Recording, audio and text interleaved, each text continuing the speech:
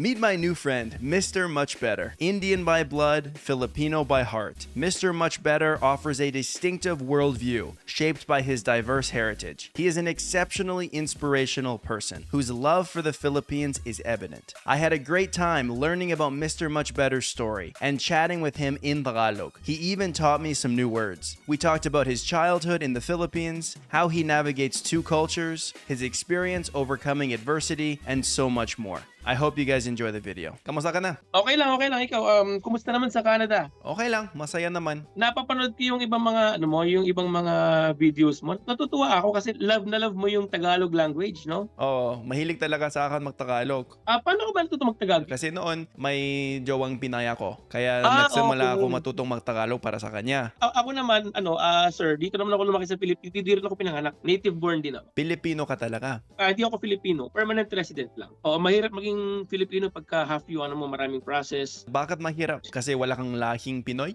Oo, wala. Actually, yung parents ko is both Indian. Syempre, nire-require ng Philippines is kailangan by blood yung citizenship. So, kailangan mo mag-apply for it. Medyo mahal. Bakit ganun na hindi automatic yung citizenship mo pag ipinang-anak ka sa Pilipinas? Yun talaga yung batas nila eh. We have to make a law about it eh. Kaya lang as of now, wala eh. So, Kunyari, anong pagkakaiba kung may passport na Pilipino ka na o walang passport? for example, dahil foreigner ako, 40% lang ang pwede kong ma-own sa isang negosyong pwede kong itayo. Kung mag-purchase din ako ng house or property, 40% lang yung ownership. So doon, naiisip ko na minsan na bakit nga ba hindi ako mag-apply ng citizenship? For example, bahay namin. Dahil nga ito ay foreigner kami, itong bahay namin nakapangalan sa tita kong Pilipina. Instead na dapat sa amin nakapangalan. Anong visa mo? Republic Act 7919. So, automatic yon sa'yo? Noon bata ka pa? Bata pa. Yun na talaga. Nire-renew mo lang siya every 5 years. Pwede ka bang bumot sa, bumot o mabot? Hindi. Isa pa yan sa mga hindi ko pwedeng gawin bukod sa mag-own ng property ay hindi pwedeng bumoto. You've seen me speak Tagalog, but have you considered learning it yourself?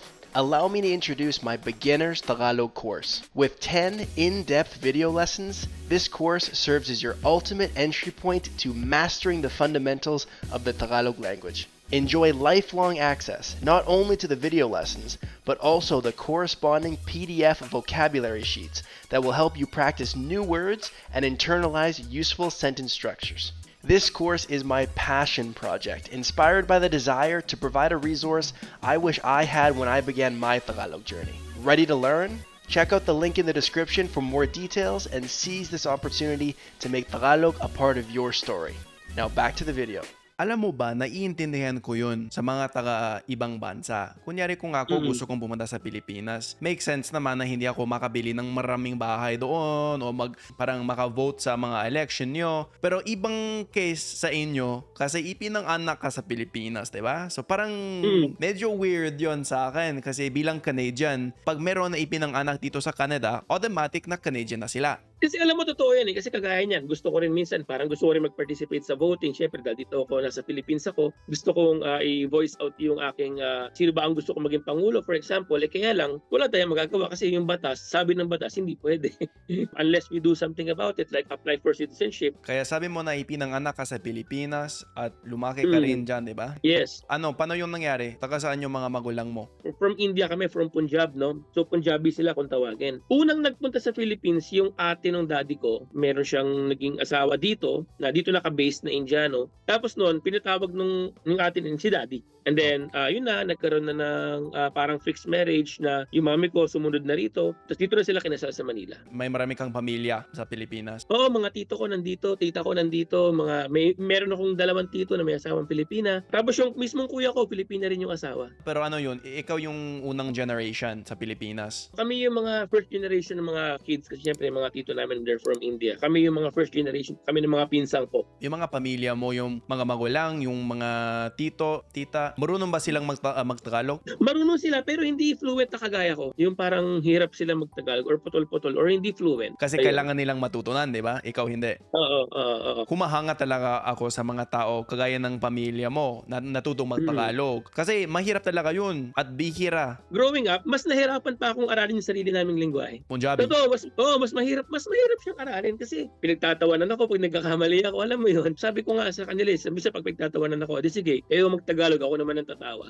siyempre ganun, di ba? Kahit anong bansa, kunyari yung mga Pilipino na may pinanganak sa Canada, mas magaling silang mag-English kaysa sa Tagalog. Kahit Tagalog yung gamit ng pamilya nila. Kasi English lang yung gamit nila dito sa mga kalsada, sa mga kaibigan nila sa eskwelahan. Yun nga, kaya kagaya nung sa amin, ganun din yung nangyayari. Mas Tagalog yung natutunan namin over our language. Pero ngayon, nag-i-improve naman na kahit pa paano yung salita ko ng Punjabi.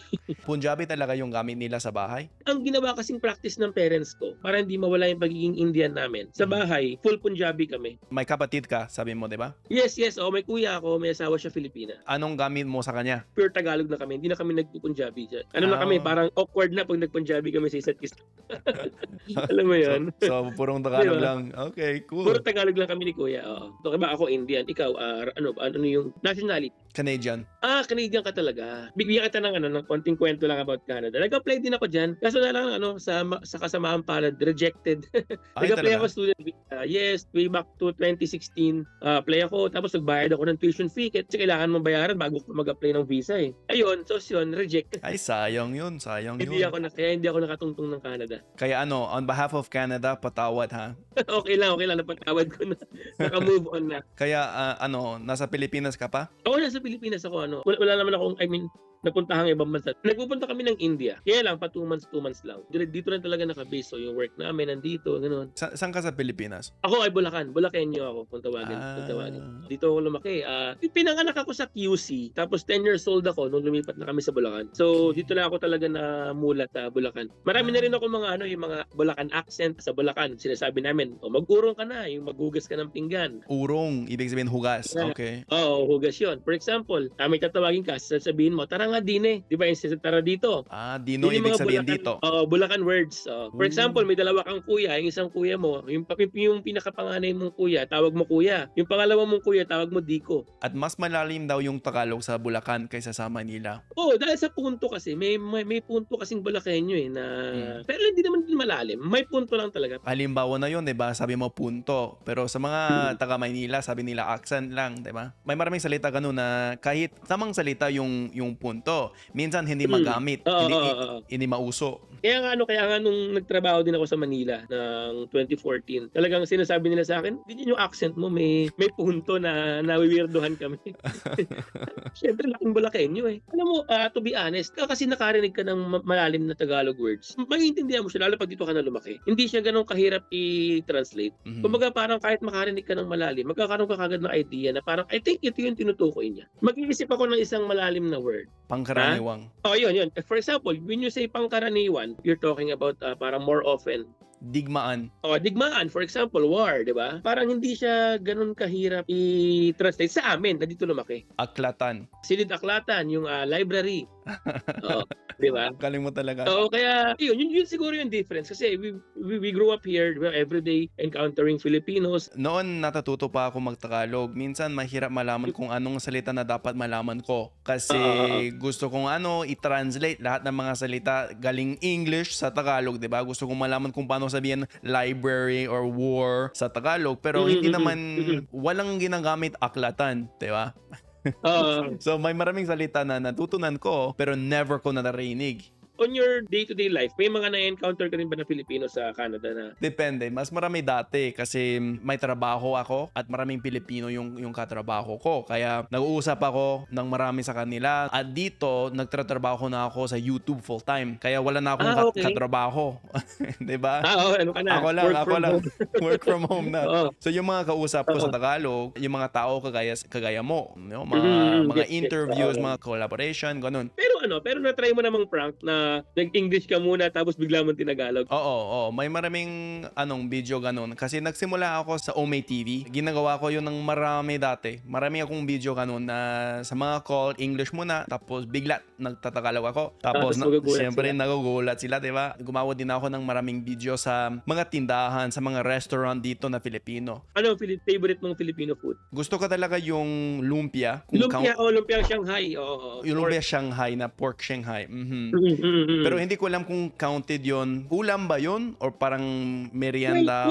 Well, ginagawa naman siyang ulam. Kaya lang kasi it's more of Chinese kasi siya. Alam ko ang history niya is galing siya sa China eh. So, hindi siya Filipino. Minana lang natin sa China. Yun ang tingin ko. I'm not sure. Ako naman, ang hilig ko naman sa Filipino food, yung kung tawagin ay, familiar ka ba dito yung pares? Paris? Ano yun? Familiar ka? Narinig mo na ba yun? Ano Hindi. siya? Baka siya, baka. Okay. Pag napunta ka ng Philippines, i-try mo yun. Anong kinakain mo noon sa bahay? Mga Filipino food or Indian food? Ganito ang sistema namin sa bahay, growing up until now. Tuwing lunch, Filipino food. Tapos every dinner is Indian food. Every day yun until now. So 50-50 talaga. 50-50 talaga. Tapos yung breakfast, optional. Minsan tinapay, minsan magsisinangag, di ba? Yung fried rice, or minsan magro-roti. So yung breakfast, wala siyang specific. But yung lunch and dinner, very specific sa bahay. Anong paborito mong pagkain na Indian? Ay, ang pagkain ko talaga paborito ay yung buttered chicken kung tawagin. Anong mas gusto mo? Paris o butter chicken? Ay, buttered chicken. All the way. Butter Buttered chicken. chicken pa rin talaga. Alam mo yung sauce pa lang niya, okay ka na, masasolve ka na. Kahit wala na yung karne. Ganun kasarap yung buttered chicken. Kamusta yung buhay dyan sa Pilipinas? Gusto mo ba? Yes, actually, sobrang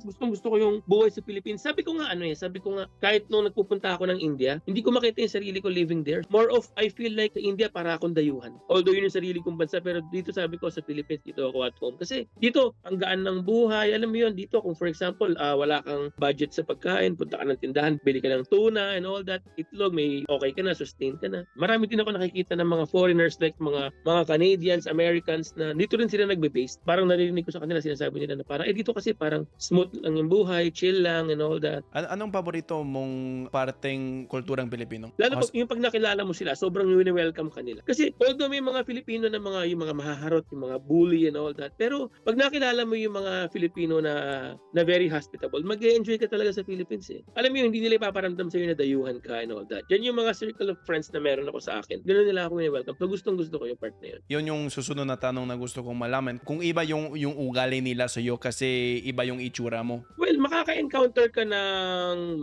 syempre, mga makaharot, makukulit, mga medyo mambubuli pag hindi mo kakilala. Pero, pag kakilala ko na, pag for example, friends ko na, nakakasama ko na, wala na silang ipinaparamdam sa akin na syempre, iba itsura ko, may balbas ako and all that. Sila, wala. Talagang trato niya talaga kasi parang Pilipino ka rin. Lalo na pag nagtatagalog ka, di ba? Kasi halata naman na parang direksyo yung Tagalog mo kagaya ng mga ibang Pilipino. Kaya dahil siguro sa pagiging fluent ko rin, yung mga Filipino na nakakilala ko, hindi rin sila nahihirapan na makipag-usap sa akin. Ganon. Alam mo ba yung nangyayari minsan sa akin dito sa Canada? Kahit marunong ako magtagalog, mas gusto nilang sumago sa English. Nangyayari ba yun sa'yo? Alam mo, totoo yun. Nangyayari sa akin, for example, sa mga mall. Punta ako sa isang sales lady. I-Englishin niya ako, tapos parang kahit nagtagalog na ako, parang gusto pa rin niya mag-English kasi feeling niya, yung Tagalog ko hindi ganun ka-kompleto, hindi ganun ka-full, parang nakukulangan siya. Pero sinasabi ko, ate ka ako, huwag ka na ako mag-English. Yung Tagalog ko ako fluent. Huwag mo na ako pahirapan.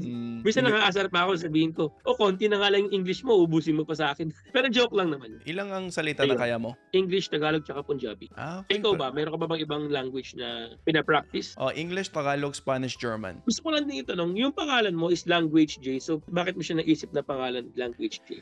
Hindi ko alam. Kasi sa mga ibang social media ko, Jared Hartman talaga yung ginagamit ko. Yung buong pangalan ko. Kasi sa simula, akala ko, gagawa ko ng maraming content tungkol sa iba't ibang lingwahe. Okay. Makes sense. Oo. Kasi mahilig talaga ako sa lahat ng ibang wika, 'di ba? Hindi lang sa Tagalog. Pero napansin ko kaagad na gusto lang nila ng mga video sa Tagalog. Yung puti nagtatagalog, parang mas maraming attention na yun kaysa sa puti nag-German. Walang may pakialam, 'di ba?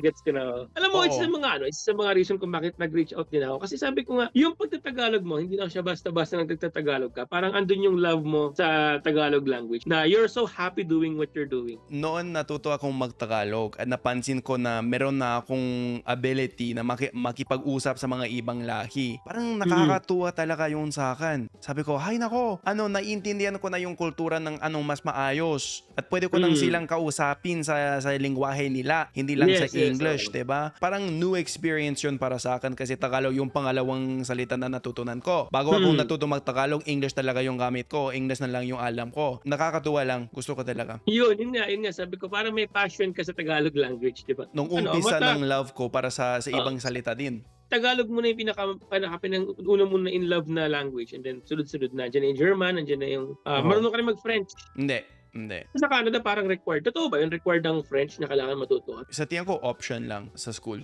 Pero You have to depende learn kung both. saan ka, di ba? Doon sa East, sa Quebec, mas maraming French. Sa maraming schools nila, French lang yung gamit nila. Andito sa West, malayo talaga kami kaysa sa Oh, Quebec, di ba? Di ba ang Vancouver nasa parang pinakagilid siya, parang seaside na siya, di ba? Yun. Tapos, so andito yung Vancouver. And yung Quebec, Okay. sa kabila talaga. Ano tawag doon? Kabilang panig ng daigdig. Alam mo ba yung daigdig? Digdig, hindi ko alam. Daigdig, it means earth. Okay. Parang mundo. Mundo, daigdig. Tinan mo, ang lalim talaga ng Tagalog mo. Pero gusto ko rin malaman kung bakit pinili mo yung pangalan mo, Mr. Much Better. Well, alam mo, ang history kasi dyan, bibigyan kita ng konting context. I was a bully victim nung lumalaki ako. Actually, school is the worst part of my life. Yun yung isang bagay na ayaw ko nang balikan. Kasi nung nabully ako, doon ako nawalan ng confidence sa life. Hanggang sa nung 2020, yung kuya ko, panoorin mo to, sabi niya. It was an attorney siya, the vlogger na attorney. Sabi ni attorney na sobrang tumatak sa akin, when emotions are high, intelligence is low.